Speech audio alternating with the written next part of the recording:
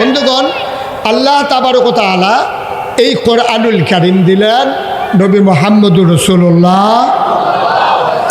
নবীর নাম শুনলে কি পড়তে হয়? দুই একবার না বারবার, দুই একদিন না প্রতিদিন, দুই এক সপ্তাহ না প্রতি সপ্তাহ, দুই এক মাস না 12 মাস, দুই এক বছর না সারা জীবন আমরা পড়ব সাল্লাল্লাহু আলাইহি ওয়াসাল্লাম। মুসলমান, আল্লাহ কোরআনুল কারীমে 30 পারা 114 সূরা কত সুন্দর করে আল্লাহ জানিয়ে দিলেন।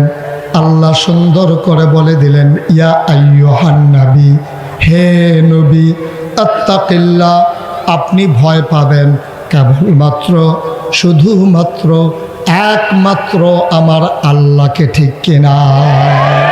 দুনিয়ার কোনো মন্ত্রী, এমপি, ওজির, নাজির, উপদেষ্টা, ওই যে বলছিলাম মসজিদ কমিটির সভাপতিকে ভয় পেয়ে যদি মসজিদের ইমাম কথা কয় তাইলে আর ইসলাম থাকবে না, ঠিক কিনা বলেন?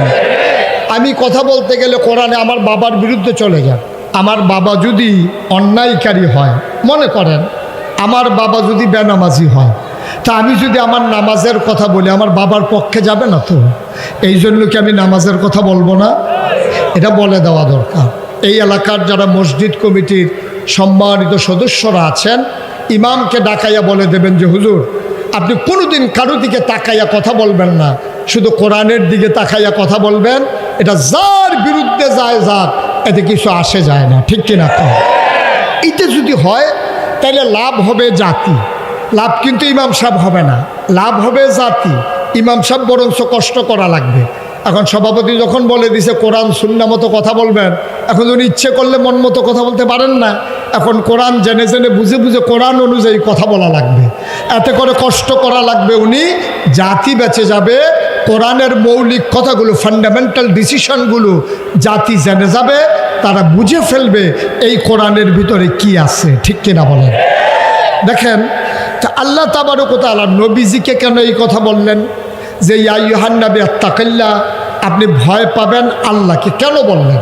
নবী কি আল্লাহকে ভয় পেতেন না? নবী কি আবু জেহেলকে ভয় পেতেন? আবু লাহাবকে ভয় পেতেন? তারপরও আল্লাহ কেন বলতেছেন হে নবী আপনি ভয় পাবেন আল্লাহকে? এটা বলার উদ্দেশ্য কি? বলার উদ্দেশ্য হচ্ছে আপনি যেই পথে দায়িত্ব পালন শুরু করেছেন, এই পথ কুসুমাস্তীর্ণ নয়, এই পথ ফুল বিছানো নয়, এ পথ কণ্টকাকীর্ণ, এ পথ কাটা বেছানো। এ পথে চলতে গেলে মখমলের এই বিছানা থাকবে না, লাল গালিচা থাকবে না, এই পথে ফুল বিছানো থাকবে না, এই পথে থাকবে কাটা, এই পথে থাকবে ঝড় ঝঞ্ঝা। এই পথে চলতে গেলে মামলা হবে, হামলা হবে, জেল জুলুম নির্যাতন হবে, প্রয়োজনে জীবন দেওয়া যাবে, ঈমান দেওয়া যাবে না, ঠিক কিনা? এই জন্য আল্লাহ তার নবীকে রেডি করছেন। নবীকে বলছেন যে কুল, হে রাসূল আপনি বলুন, ইন্না সালাতি ওয়া নুসুকি ওয়া মাহইয়ায়া ওয়া মামাতি লিল্লাহি রাব্বিল আলামিন। দেখেন কিভাবে আল্লাহ রাব্বুল আলামিন তার নবীকে তৈরি করতেছেন। বলতেছেন হে নবী আপনি বলুন। বলেন যে বলেন আল্লাহ কি বলবো? বলেন ইন্না সালাতি, আমার নামাজ, ওয়া নুসুকি, আমার কোরবানি, ওয়া মাহইয়ায়া, আমার জীবন, ওয়া মামাতি, আমার মরণ, লিল্লাহি রাব্বিল আলামিন, কেবলমাত্র শুধুমাত্র একমাত্র আল্লাহ রাব্বুল আলামিনের জন্য, ঠিক কিনা? কম এটা দিয়ে রেডি করলেন যে আপনার মৌলিক সিদ্ধান্ত, আপনার নীতিগত সিদ্ধান্ত, আপনার হৃদয়ের অনুভূতি আপনি নিজেকে নিজে তৈরি করেন।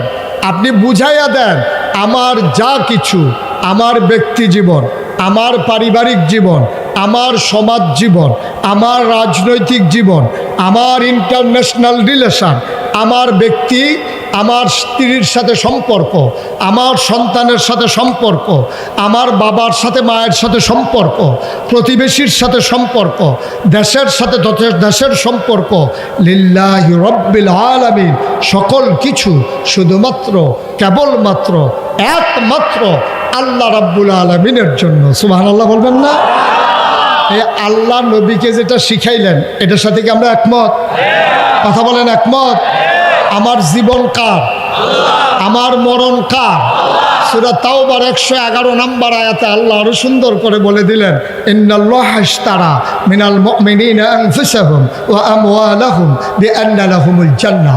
ও মতলবের মানুষ, শুনো শুনো শুনো, ইন্নাল্লাহা, নিশ্চয়ই আল্লাহ, ইশতারা, ক্রয় করে নিয়েছেন, কিনে নিয়েছেন, মিনাল মুমিনিনা, মুমিনদের কাছ থেকে, আনফুসাহুম ওয়া আমওয়ালাহুম, তোমাদের জান এবং তোমাদের মাল, বিআন্না লাহুমুল জান্নাহ, আর এর বিনিময়ে যা দিয়ে তোমাদের কাছ থেকে জানমাল কিনেছে তার নাম হলো জান্নাত। সুবহানাল্লাহ বলবেন। তাহলে এই জান কার? কথা বলেন, এই জান কার? এই মাল কার? এখন আমাদের কাছে আছে, বলতেছি আল্লাহর, হইল কেমনে? আল্লাহ বলছেন জান আর মাল যদিও তোমরা বিক্রি করছো, আমি আবার তোমাদের কাছে আমানত রেখেছি। এই জান তোমাদের কাছে আমানত, এই মাল তোমাদের কাছে আমানত। এখন যিনি জানার মাল আমানত রেখেছেন, উনি যেই পথে চলে, যেই পথে চালাইতে বলেন, মাল আর জানকে ওই পথে চালানো, এইটাই যার কাছে আমানত রেখেছে তার দায়িত্ব। ঠিক কিনা বলেন? আমি যদি আমার এই খাতাটা ওনাকে দিই, ওনার কাছে দেওয়ার পর আমি যদি বলি যে আপনি প্রতিটা পৃষ্ঠা আলাদা আলাদা করেন, তা আপনি হয়তো বলবেন, দেখছো হুজুর ওনারে খাতাটা দিছে আর উনি পুরাটা খাতা ছিঁড়ে ফেলতেছে। যেহেতু আমি ওনার কাছে রেখেছি, উনি আমানতদার, আর আমি ওনার কাছে আমানত রেখেছি, আমি বলেছি টুকরা করেন, উনি আমানতদার হিসেবে এইটাই দায়িত্ব। আল্লাহ বলেছেন জান আমার, মান আল্লাহ আমার, তুমি হচ্ছে আমানতদার। সুতরাং আমি আল্লাহর হুকুম হচ্ছে তোমার জান ব্যবহার হবে আল্লাহর পথে, মাল ব্যবহার হবে আল্লাহর পথে, তোমার প্রতিটি স্লোগান হবে শুধু আল্লাহর জন্যে। ঠিক কিনা?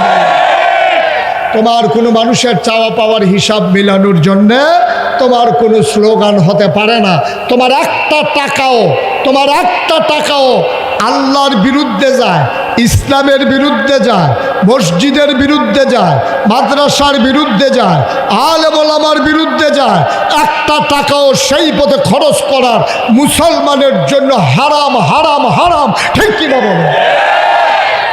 আপনি মুসলমান, আপনার অর্থ সম্পদ ইসলামের বিরুদ্ধে, আলেমের বিরুদ্ধে, মসজিদ মাদ্রাসার বিরুদ্ধে খরচ করতে আপনি পারেন? কথা কেনা পারেন?